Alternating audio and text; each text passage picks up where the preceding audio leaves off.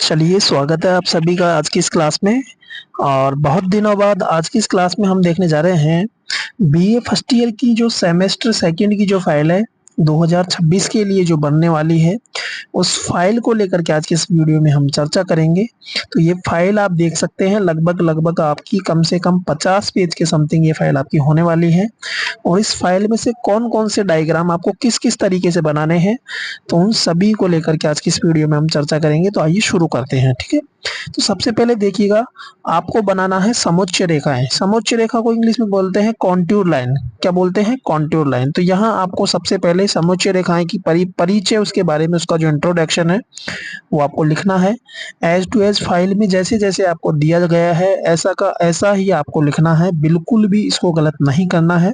हाँ, हो सके तो आप सभी डायग्राम्स, इस फाइल के जितने भी डायग्राम्स हैं, चाहे कॉन्टूर लाइन है, चाहे अदर कोई डायग्राम है, चाहे से किसी भी प्रकार का डायग्राम है, रिलीफ फीचर है, कॉन्टूर लाइन है, इसके अलावा आपका प्रोजेक्शन वगैरह है, ये जो भी डायग्राम आपके आते हैं, उन सभी को आप नाप करके बनाने की कोशिश करें, ठीक है ना? सीखने की आप कोशिश करें, क्योंकि ये प्रैक्टिकल का मामला है। किसका मामला है? प्रैक्टिकल का मामला है।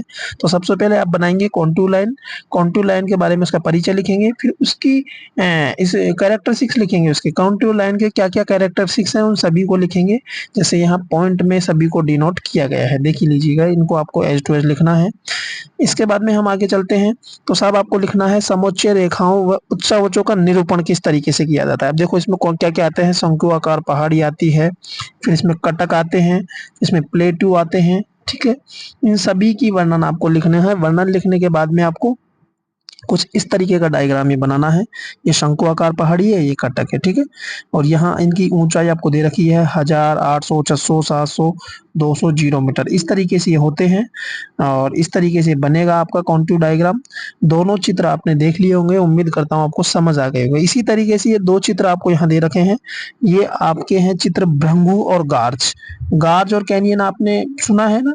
गार्ज और कैनियन वैसे ही हैं, पठार भी आपने सुना हुआ है नाम। और भृंगु आपने नया है, ये भृंगु ये नया शब्द है। कगार आपने सुना होगा। ये सभी इनके बारे में आपको लिखना है, और इनकी डिटेल्स भी आगे आपको दे रखी है कि भृंगु क्या होता है, कगार क्या होता है, और महाखड्ड क्या होता है, जिसको हम गार्ज बोलते हैं। कैनियन भी एक होता है, गार्ज का बड़ा रूप कैनियन होता है, ठीक है? तो जलप्रपात है, वाटरफॉल किसको बोलते हैं? जलप्रपात। और इसके अलावा यू आकार की घाटी है, फिर वी हैंगिंग वैली है ना? ये सभी प्रकार हैं, ये लैंडफॉर्म्स के प्रकार हैं ये सभी। हैंगिंग वैली है, वाटरफॉल है, पोर्ट होल है, प्लंजी पूल है, स्ट्रक्चरल बेंचेस है, रिवर टेरेसेस है, मियांडर है, क्वेस्टा है, होगबैग है, पेनी प्लेन है। ये सभी किसके प्रकार हैं? इरोजनल डिपोजिशनल लैंडफॉर्म्स के प्रकार है। लैंडफॉर्म्स के इरोजनल डिपोजिशनल प्रकार होते हैं, तो वो सभी प्रकार हैं ये, और ये उनके डायग्राम्स है। जैसे देखो जलप्रपात आपको दिख रहा होगा, फिर यहाँ ये आपकी वी आकार की घाटियां दिख रही है ना, वी शेप में आपको इस तरीके से।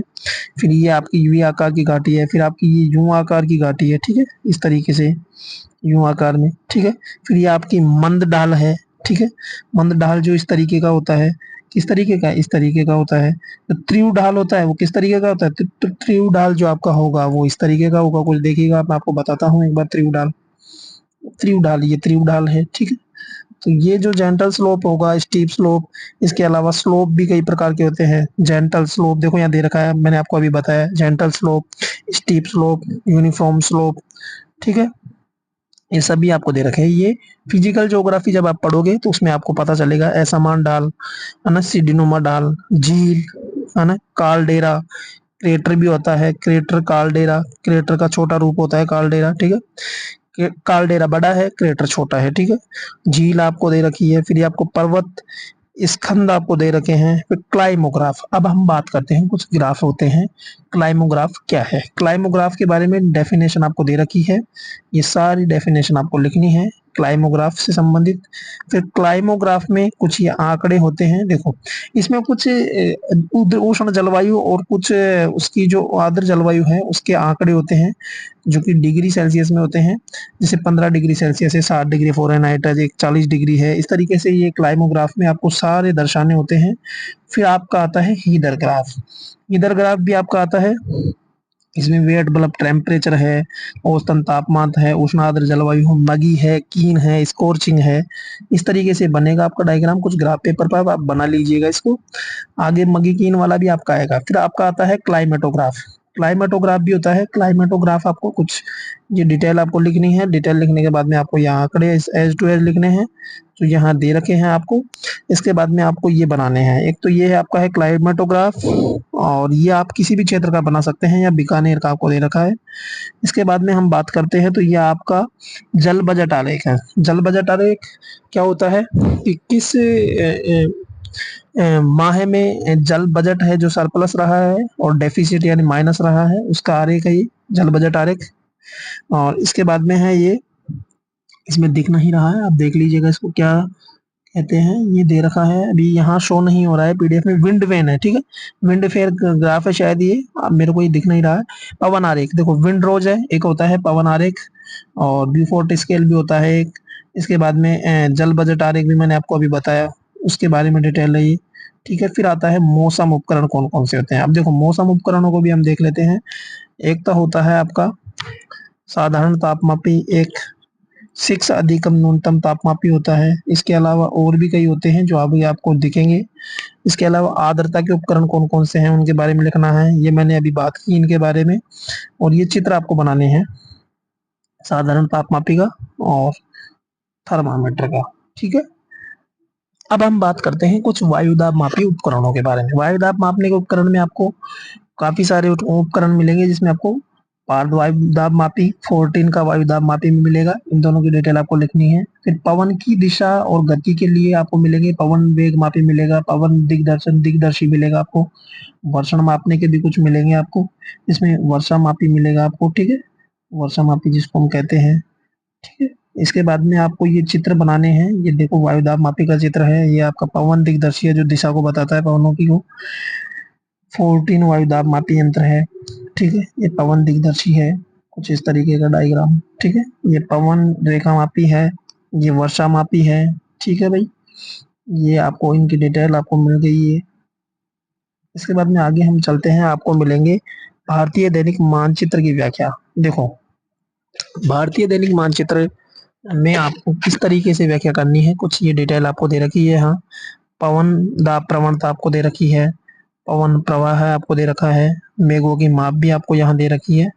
ये सारी डिटेल आपको एज टू एज लिखनी है जो यहाँ पर दी गई है, ठीक है। इसके बाद में हम आगे चलते हैं। वायुमंडलीय जो सूचना है, वायुमंडलीय दाब है। दाब किसे कहते हैं, प्रति इकाई क्षेत्रफल में लगने वाले वायु के भार को दाब कहते हैं। फिर आपको देखो इम्पोर्टेंट चीज क्या है इसमें से, ये देखो ये लास्ट आपका ये है मौसम चार्ट है ये। इसको मैंने यूट्यूब पे समझाया भी है, आप जाकर के प्लेलिस्ट में वीडियो देख सकते हैं, आपको मिल जाएगा। मौसम चार्ट इसको बोलते हैं, जिसमें सारी जितनी भी मौसमी घटनाएं होते हैं उनके आपको दे रखे हैं। क्या आपको उनके संकेतक दे रखे हैं, यहाँ संकेतकों से आप उनको पहचान सकते हैं। मैंने संकेतक यहाँ मौसम मानचित्र के जितने भी संकेतक है सारी लिस्ट मैंने प्ले लिस्ट में डाल रखी है, आप जाकर के वीडियो देख लीजिएगा, वहां से समझ लीजिएगा आप उसको। इस तरीके से आपकी ये फाइल थी, और ये फाइल जो आपको बनानी है, अब नंबर 1 मैं बात करता हूँ आपसे कुछ इंपॉर्टेंट्स जो फाइल को बनाने के लेकर के आपको इस साल के लिए ध्यान में रखनी है। कुछ बातें हैं, फाइल कैसे बनती है, उसमें क्या क्या आप दिक्कत करते हो। सबसे पहले मैं कहूंगा जहां तक हो सके आप फाइल को माप करके बनाने की कोशिश करें। फाइल को अच्छा, सटीक और सुंदर तरीके से बनाएं। जितनी भी डिटेल यहाँ आपको दी गई है, इस फाइल को ही आपको रीड भी करना है, पढ़ना भी है। कारण क्योंकि जब एग्जामिनर आपका एक्सटर्नल जब आपका वाइवा लेगा तो इसी फाइल में से आपसे प्रश्न पूछेगा।